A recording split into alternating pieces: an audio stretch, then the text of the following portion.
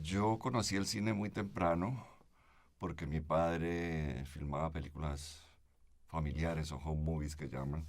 Él tenía una cámara de 16 milímetros que usaba película reversible en color. Y entonces él me filmó desde que yo era muy niño, ¿no?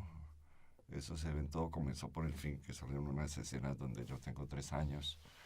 Y filmó a la familia hasta que yo fui como un adolescente. Él, además de hacer esas películas familiares, tenía una colección de películas de dibujos animados, El pájaro loco, hasta había un Don Quijote por ahí animado, eh, las primeras películas de Mickey Mouse, tenía, y además tenía eh, una colección que era de la Castle Films. Ahí había todo tipo de películas, travelogues, o sea, una visita a Washington, una visita a París, así.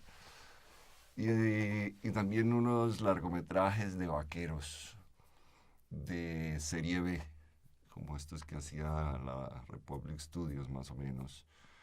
Y seriales de ciencia ficción con Buster Crumb y también westerns con Buster Crumb. Entonces, pues estas películas él las pasaba en la casa en una época, en el garaje de la casa, y él le había hecho una presentación, le ponía acá rollo el Teatro Espina presente y venían los vecinos a verla.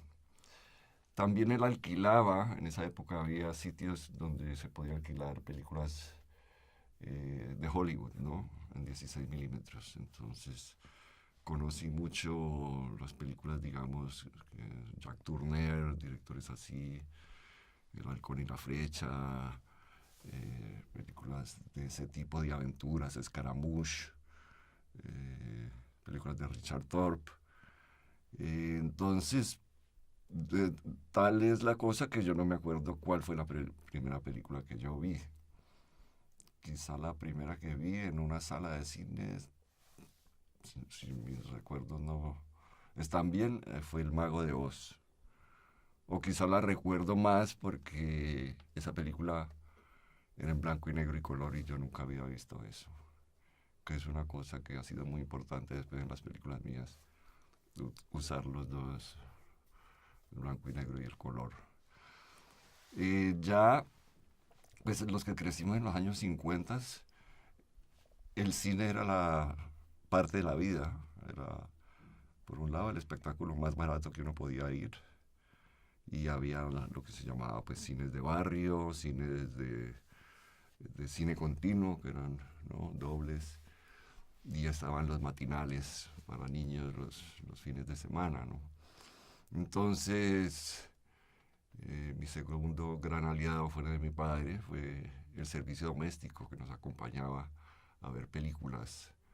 A veces ellas escogían la película y gracias a ellas, por ejemplo, pude conocer los melodramas, incluso melodramas de Douglas Sirk que me impactaron muchísimo, ¿no?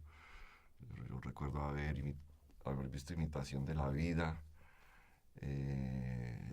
escrito en el viento, que en Colombia se llamaba Palabras al Viento. Por eso mi libro sobre cine se llama Palabras al Viento, mis sobras completas, con ese, sobras. Entonces, el cine era parte de la vida y nosotros éramos 5 hijos y entonces íbamos al cine todo el tiempo. Era muy barato. Cada cine tenía sus características, cada uno era un templo. Había uno que se especializaba en películas de la 20th Century Fox, otros que se especializaban en cine francés, otros en películas de la Metro y así. Entonces, la afición del cine fue grandísima, sobre todo mi cercanía con mi hermano Sebastián, con el que luego vine a hacer una película con Biondel que se llamó Soplo de Vida. Y él es actor, ¿no? Entonces él también le salió esa vena del cine por ahí. Ya posteriormente me fui a estudiar muy joven a Boston, bachillerato, esto más o menos en el año 67. Yo tenía 18, 19 años. Y ahí comencé a ver otro cine que no venía a Colombia. ¿No? Comencé a ir a cineclubes en Boston, al cineclub de MIT, al cineclub de Harvard.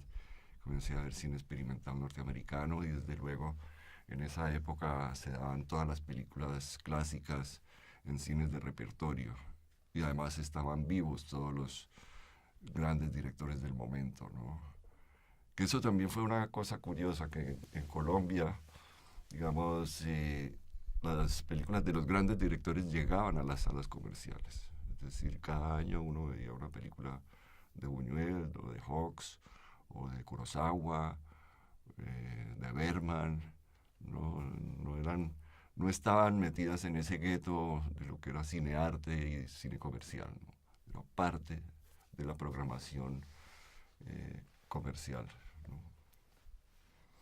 Ya después, pues, me volví un cinéfilo empedernido y me fui a estudiar cine a Los Ángeles. Y en la escuela vi muchísimas películas y pues leí mucho sobre cine, historia del cine. Y luego, mucho tiempo después, ya cuando estaba agarrando pueblo, me fui a montarla a París. Eso fue en el año 77, 78. Y para mí, pues, París era una fiesta, pero de cine, ¿no? Y ahí llené una cantidad de lagunas que tenía sobre el cine. Y ahí, pues, yo después, bueno, también desde el 71 trabajé con Andrés Caicedo en el Cineclub de Cali, en la revista Ojo al Cine. Pues puedo decir que he sido no solo un cineasta o un cinéfilo, sino un hombre de cine. Ahora dirijo también un festival de cine, el Festival de Cine de Cali. O sea, la vida mía y el cine han estado muy unidos.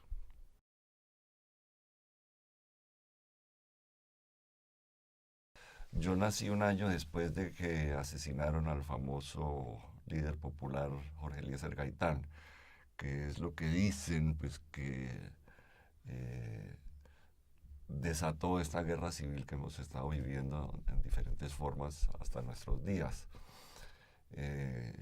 Era una guerra en ese momento bipartidista, o sea, liberales y conservadores. Cuando estaban los liberales en el poder, pues perseguían a los conservadores y viceversa.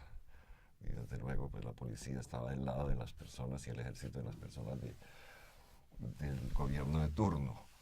Y estando yo muy niño, hubo la dictadura de Gustavo Rojas Pinilla. O sea, es una de las pocas dictaduras que había en Colombia militares, ¿no? Que no fue tan terrible como las dictaduras que después hubo en el Cono Sur. Pero de todas maneras, esa pelea entre liberales y conservadores causó muchos muertos. Y a esa etapa, después del 9 de abril del 48, la llaman la violencia con V mayúscula. Y entonces nosotros, pues, y mis compañeros como Mayolo, crecimos viendo fotografías en los periódicos de estas masacres, ya fueran de un lado y de otro, y de esta sevicia que había de parte, pues, de lo que se llamaban bandoleros, ¿no? Ahí, tenían ya unas formas muy perversas y sofisticadas de matar a la gente. Entonces estaba lo que se llamaba el corte de corbata, que era cortarle aquí, sacarle la lengua, el corte del chaleco, que era hacerle dos heridas aquí, meterle en las manos, otro que le ponían los genitales en la boca. Y eso, pues, uno veía que entraba el periódico por debajo de la puerta y el periódico estaba lleno de esas imágenes, ¿no? Entonces eso, digamos, condicionó mucho lo que después hicimos, ¿no? En el caso de Mayolo, pues se ve en su película Carne de tu carne, que es justamente sobre el periodo de la dictadura de Rojas Pinilla. Y en mi película Pura Sangre también tiene un trasfondo real, que es una serie de crímenes de Crónica Roja que hubo, que fue lo del monstruo de los mangones, que fue un serial killer cuya identidad nunca se identificó, que violaba y mataba niños. Entonces, nosotros fuimos de los primeros en incursionar en el cine de género, sobre todo en el cine de horror o de terror. Anterior a Pura Sangre se había hecho una película de horror hecha por Jairo Pinilla, también caleño, que es como nuestro Ed Wood. Y la primera película de vampiros pues fue Pura Sangre, que la hice yo, y ya la de Carne tu carne Mayolo, que es 2 años posterior, ya incorpora otras cosas como el canibalismo y eso, ¿no? Es decir, nosotros tratamos de encontrarle una raíz de la historia colombiana a esos mitos de Drácula y de las películas de horror, ¿no? Un contexto, un poco como tratándolas como parábolas sobre el poder, ¿no?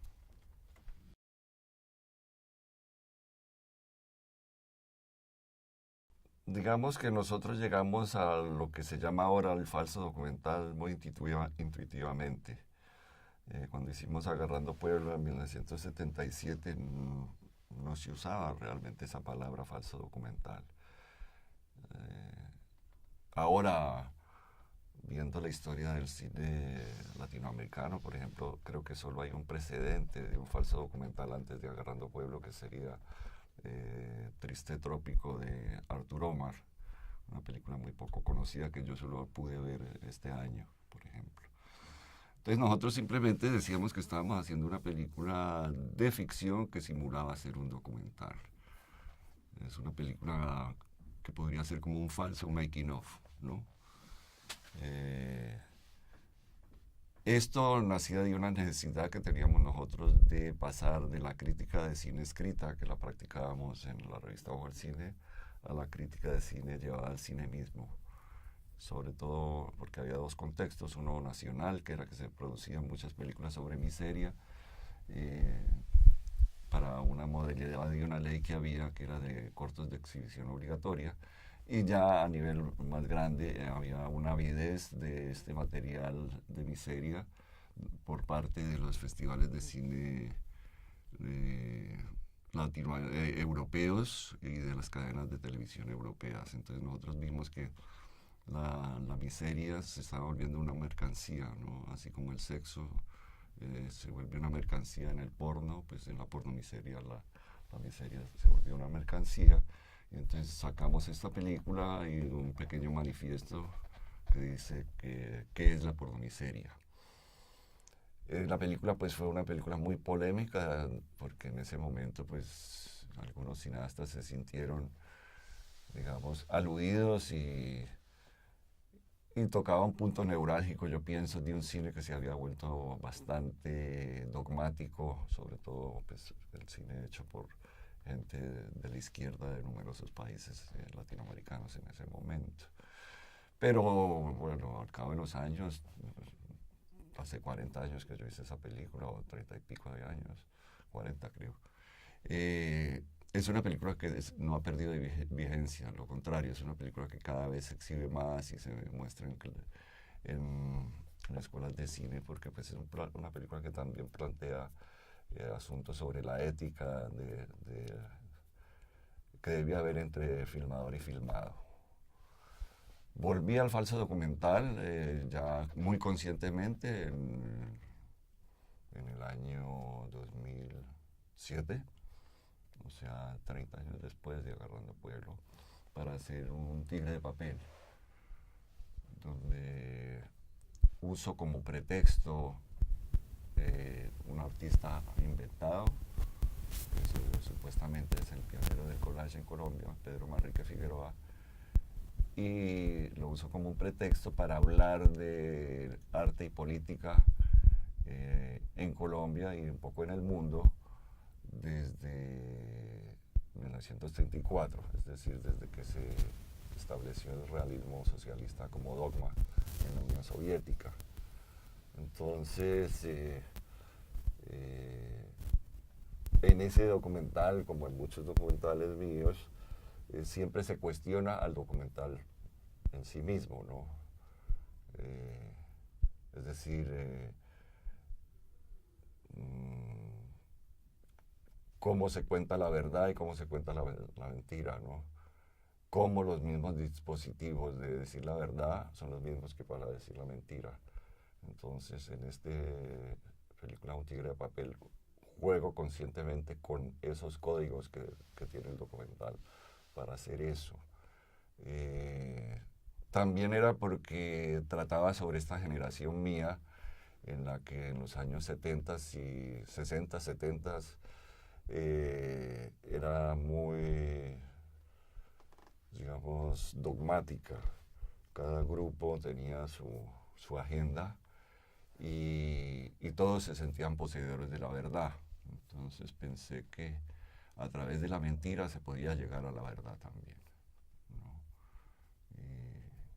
Y si bien, digamos, el pretexto es falso en la película, es decir, Pedro Manrique nunca existió, el contexto es completamente real, el contexto histórico de que se está hablando y de ahí pues el uso de materiales de archivo y de usar personajes con mucha credibilidad de la intelectualidad colombiana como dando testimonio sobre este falso artista.